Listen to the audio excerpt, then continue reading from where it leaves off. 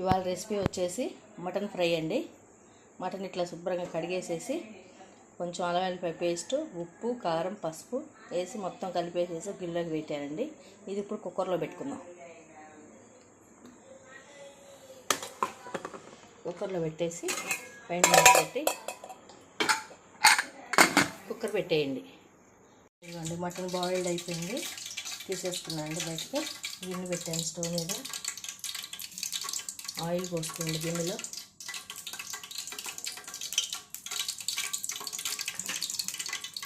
నూనె కాగనివ్వండి. కాగిందండి. 2 ఆనియన్స్ కోసుకున్నాను, ఇందులో వేసేసేయండి.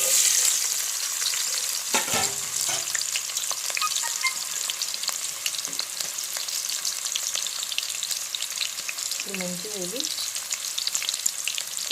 కలుపుకోండి.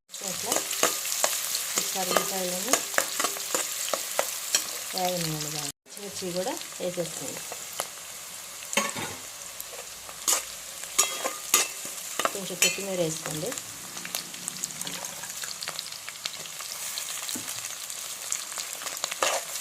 మంచిగా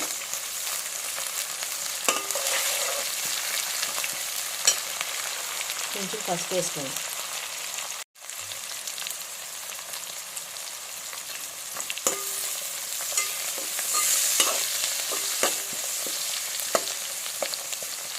మంచిగా ఆనియన్ వేగనివ్వండి. మంచిగా వేగింది చూడండి. ఇట్లా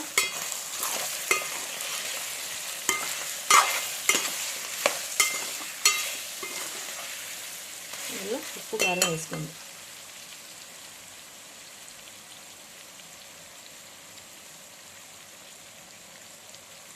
ఒక ఫుల్ స్పూన్ ఉప్పు, ఒక హాఫ్ స్పూన్ సాల్ట్ వేసి మంచిగా కలిసేటట్టు తిప్పండి. ఇప్పుడు ఇట్లా మొత్తం మిక్స్ చేసిన తర్వాత మసాలా పొడి వేసుకోండి. మసాలా పొడిలో దాల్చిన చెక్క, యాలకులు, స్టార్ అనాస, మరాఠీ మొగ్గ, లవంగాలు వేసి మిక్సీ పట్టాయండి.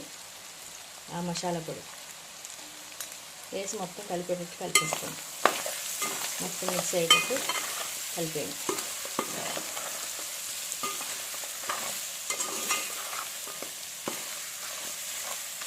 మసాలా అంతా ముక్కలకు పట్టేటట్టు ఒక 2 నిమిషాలు లో ఫ్లేమ్లో పెట్టుకోండి.